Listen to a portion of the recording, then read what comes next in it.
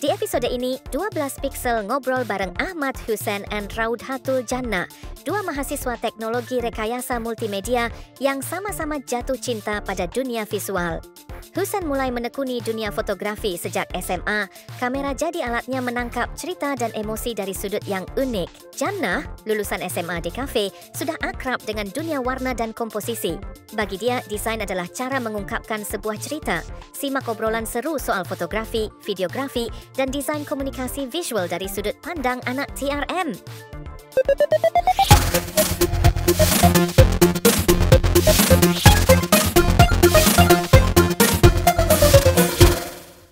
Selamat datang kembali di 12 Pixel. Aku Rahmi dan aku Anton. Kali ini kita kedatangan kembali mahasiswa dan mahasiswa dari Politeknik Hasnor. Mungkin bisa diperkenalkan dirinya terlebih dahulu, Kak. Oke, perkenalkan nama saya Ahmad Hussein. Saya dari program studi di 4 Teknologi Rekayasa Multimedia, dan di sini ada teman saya.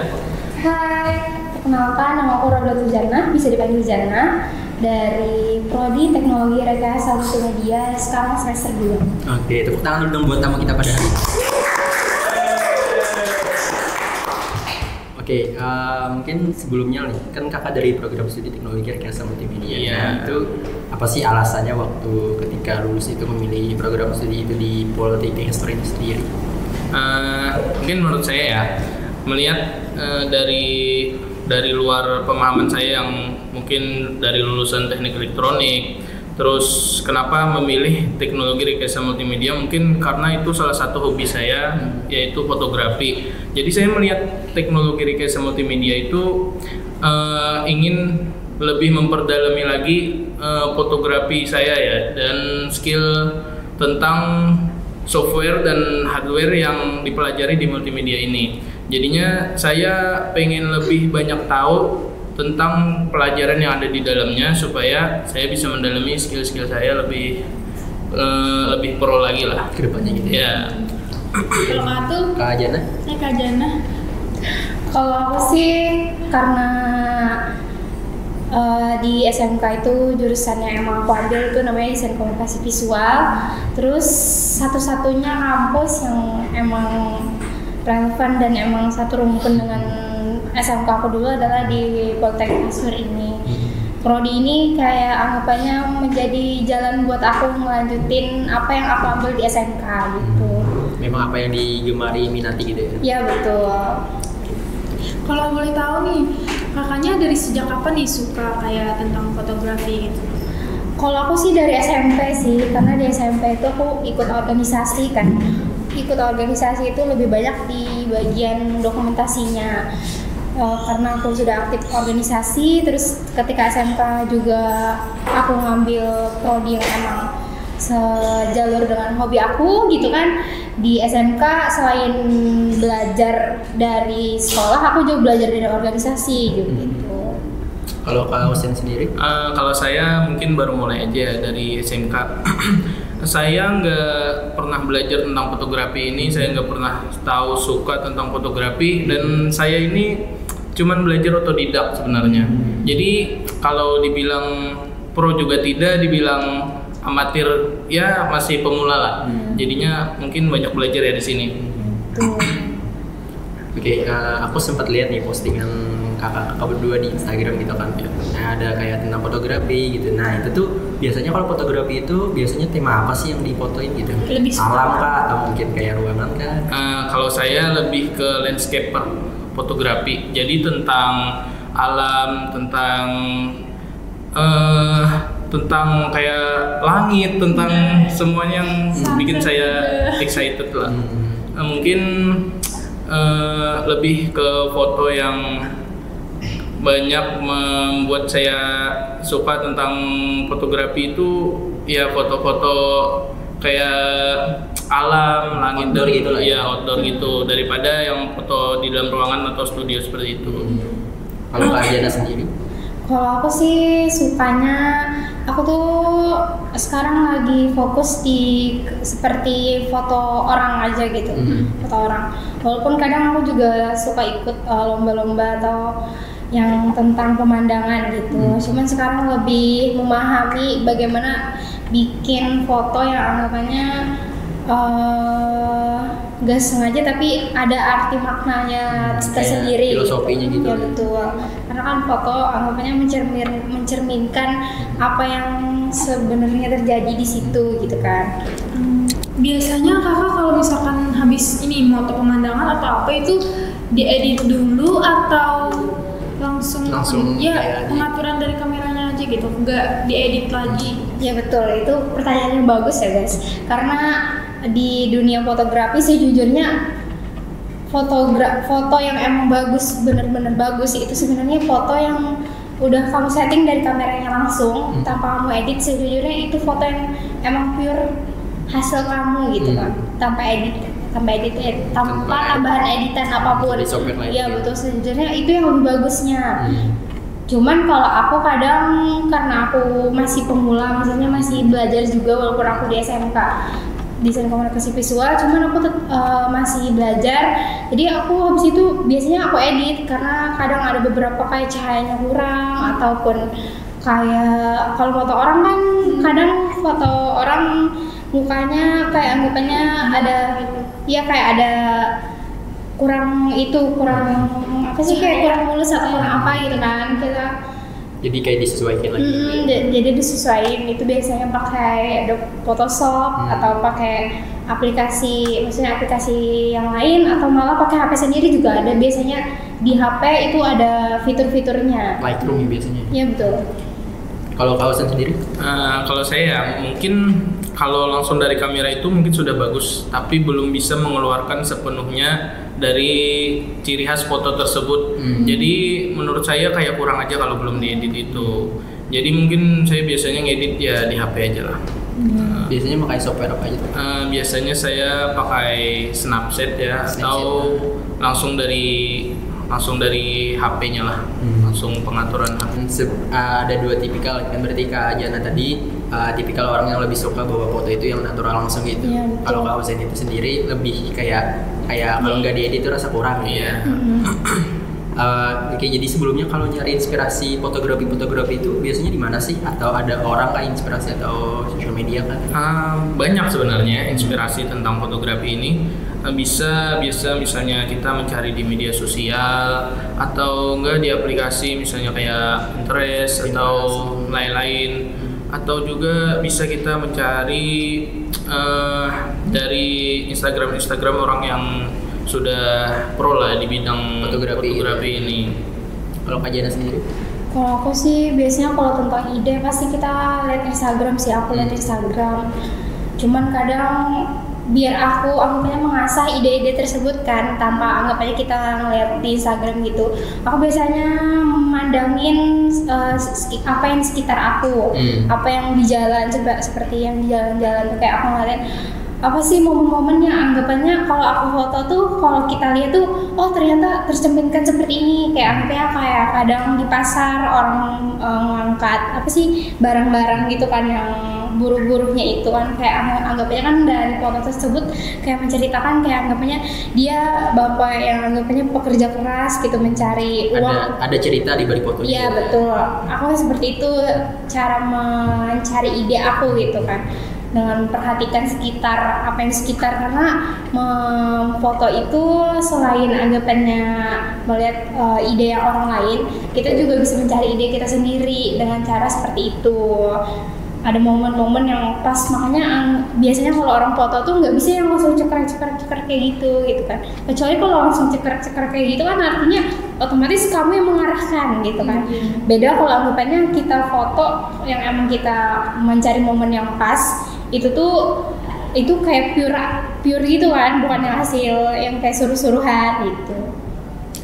Pernah nggak sih kakak kalau misalkan ini nggak ada ide gitu buat foto gitu kan, misalkan kayak sering foto pemandangan mau yang baru gitu, pernah nggak sih kayak buntu gitu kayak kehabisan ide mau foto apa? Pasti ada sih buntunya, pasti kayak anggapannya buntu kayak aku karena kita biasanya kalau foto tuh pasti pengennya fotonya tuh beda daripada orang lain kan, nggak mungkin sama. Kayak anggapannya kalau sama tuh pasti kayak plagiat banget gitu kan.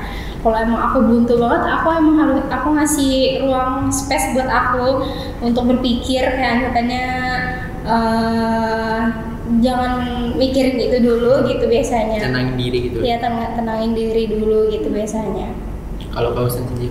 Iya pastinya ya, kalau tentang fotografi ini pasti ada idenya, kadang habis, kadang ada, terus tergantung mood kita juga. Misalnya mood kita sedang bagus, ya kita banyak dong bisa memikirkan ide-ide foto. Tapi kalau kalau moodnya kurang bagus, ya bisa jadi foto-fotonya bisa jelek lah, kurang lah. Berarti tergantung mood juga ya. Iya. Nah, tadi kan kita sudah ngebahas nih kayak motivasi kakak kayak selama fotografi itu apa aja. Nah, mungkin kita di sini mungkin akan bertanya gitu kayak dalam fotografi itu sendiri, menurut kakak itu sendiri apa sih aspek yang paling penting gitu, baik itu kayak pencahayaan kah, komposisi kah, atau mungkin kayak ada teknik-teknik khusus gitu? Mungkin dari fotografi sendiri ya, karena saya pecinta alam ya, jadi mungkin saya lebih ke role of third, dimana itu komposisinya kayak Komposisi apa ya? grid. Iya, menyesuaikan grid yang ada di sana, kayak meratakan suatu anunya di tengah-tengah. Iya. Biasanya Mungkin- tuh di HP kan ya? Iya, biasanya di HP. Mungkin kamera juga ada Iya. ya role of third-nya. Apa mungkin Fiturnya. lebih banyak fiturnya lagi kalau di kamera. Tapi kan saya masih pakai ya hardware yang masih dari HP lah. Oh, berarti kau sendiri lebih condong ke roll of third gitu ya, kayak Iya.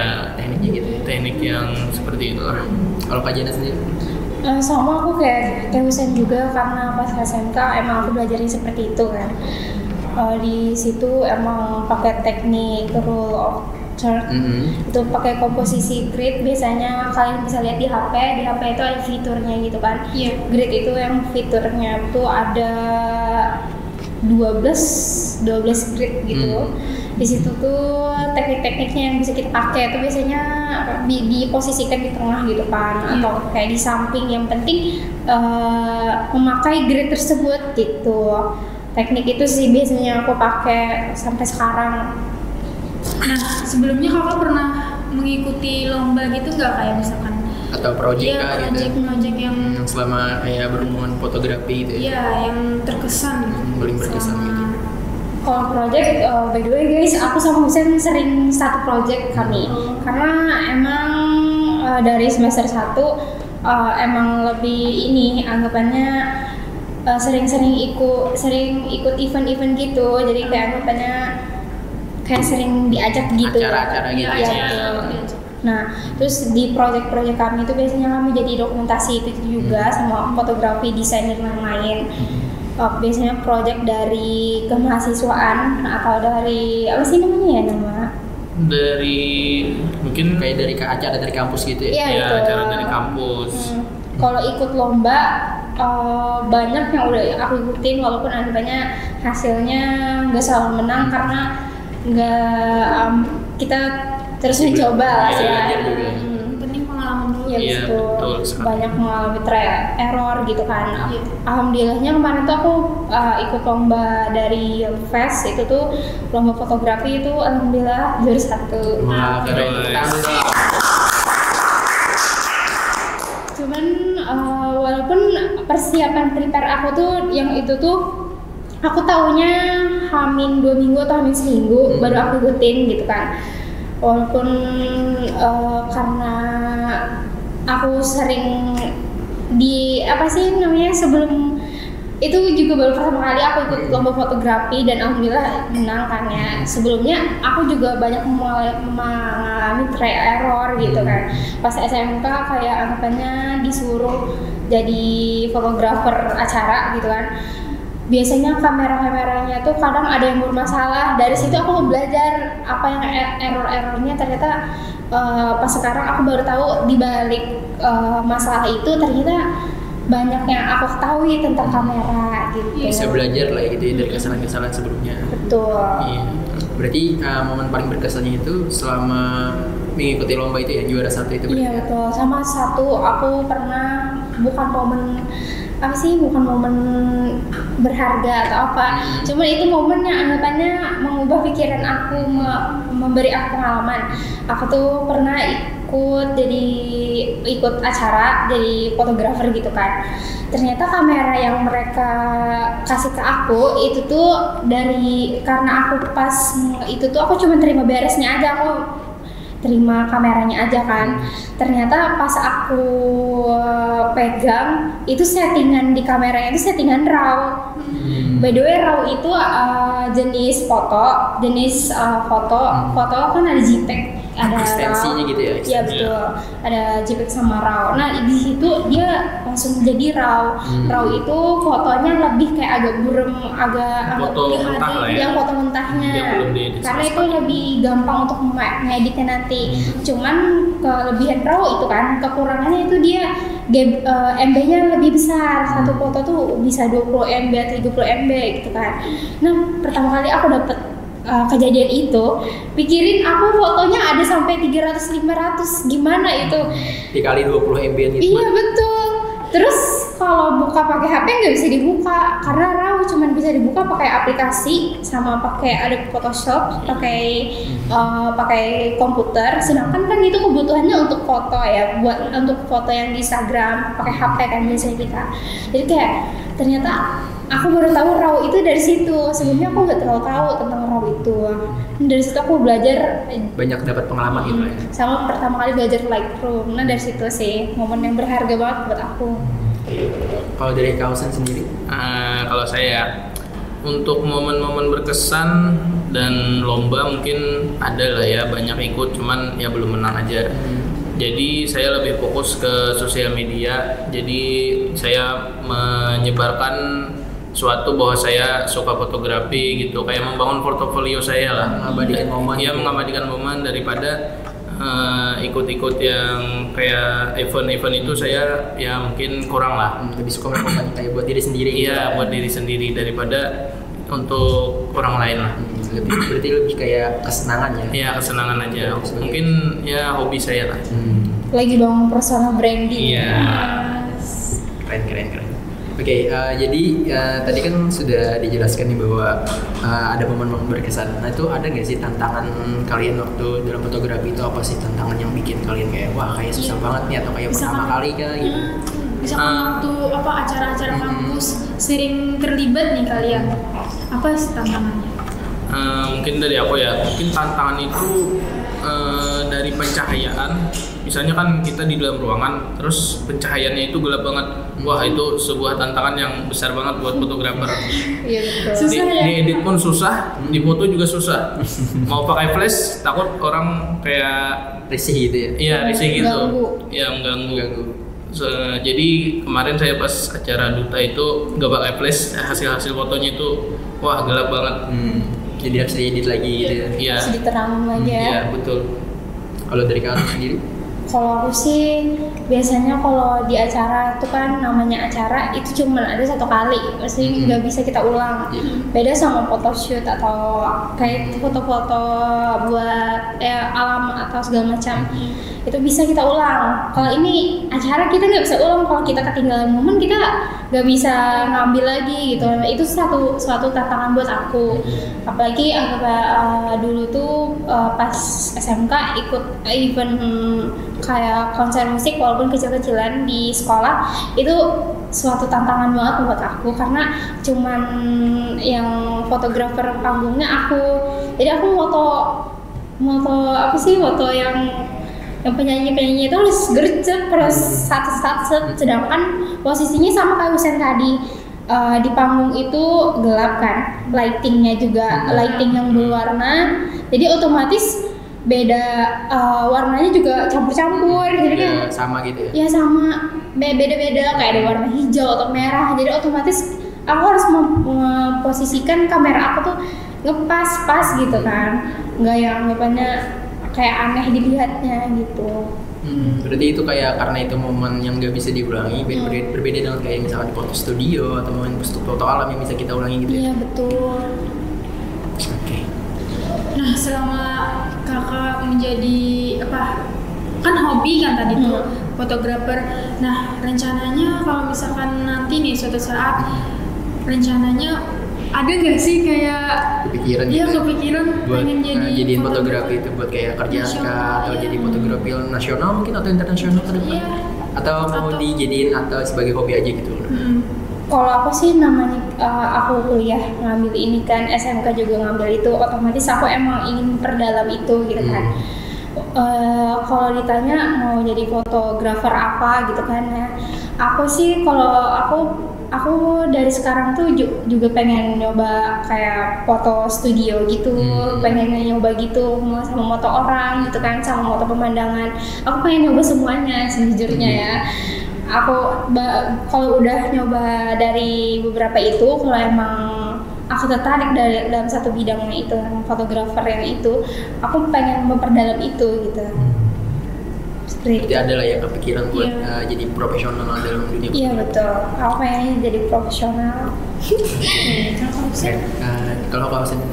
Kalau saya ya mungkin karena sudah dalam proses masuk di 4 ini, mungkin saya lebih mendalami lagi tentang fotografi. Tapi kalau ditanya menjadi profesional fotografer, kayaknya enggak, kayak sayanya kurang lah. Jadi saya mungkin menyebarkan hobi saya aja. Lebih buat hobi aja, kesenangan gitu ya. Kesenangan aja. Apa ya? Ada gak sih harapan buat dunia fotografi itu ke depannya? Maksudnya kayak ke depannya mau gimana dunia fotografi? Iya, soalnya kan sekarang banyak nih foto-foto yang diedit oleh AI gitu yang menyebabkan kayak foto itu nggak asli gitu. Ya betul. Ya, ada nggak sih harapan ke depannya buat dunia?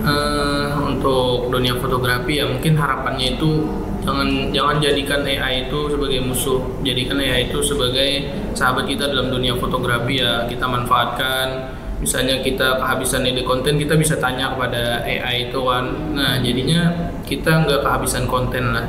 Jadi kayak gunain AI itu buat brainstorming gitu ya. Iya, jadikan AI itu sebagai halaman utama. Iya. Kalau aku sih nggak nganggep AI itu musuh ataupun apapun, karena aku nganggep itu AI juga punya kekurangan dan punya kelebihan, dan aku juga sebagai manusia juga punya kekurangan dan kelebihan. Nah, aku kalau anggapannya kalau dibilang katanya AI bisa gantiin manusia atau gitu ya. Pekerjaan manusia gitu kan ya. Kalau bagi aku secara pemikiran aku sekarang enggak sih, karena beda, value-nya beda, hasilnya juga beda, orang juga tahu hasil AI yang mana, hasil yang manusia yang mana gitu kan. Kita punya, anggapannya kita punya kualitas, kita punya value yang anggapannya kita beda dengan mereka gitu. Original gitu ya. Betul, itu sih aku nggak menganggap dia musuh atau apa gitu. Oke. Jadi tadi kan sudah apa ya harapan buat dunia fotografi ke depannya. Nah sekarang mungkin saran atau masukannya gitu buat teman-teman di luar sana yang kayak mau belajar fotografi gitu tapi memiliki device atau skill yang masih kurang cukup gitu. Nah itu apa sarannya? Sarannya buat teman-teman di luar sana yang belum mungkin HP-nya kentang lah ya. HP-nya kurang bagus, itu jangan takut mencoba. Coba aja dulu. Saya juga awalnya dari tahun 2020 baru mulai itu ya pakai HP yang ya kurang bagus lah. Tapi karena diasah terus, tapi jadinya ada keinginan gitu ya. Ya ada keinginan yang baik lah ya. Jadinya saya asah terus sampai sekarang dan ya alhamdulillah sudah lebih baik lah daripada tahun-tahun sebelumnya.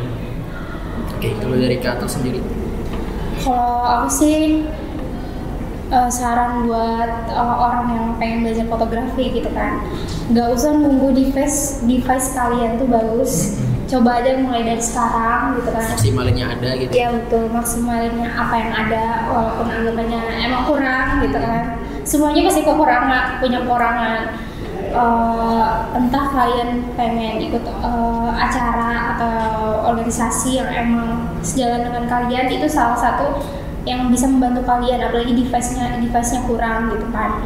Karena sejujurnya emang aku dari dulu device aku emang kurang juga, cuman alhamdulillah makin sekarang apalagi kita orang yang biasanya ikut lomba atau apapun atau ikut event juga biasanya kadang dapat benefit atau apa ya ditabung buat device kalian makin berkembang, makin upgrade gitu.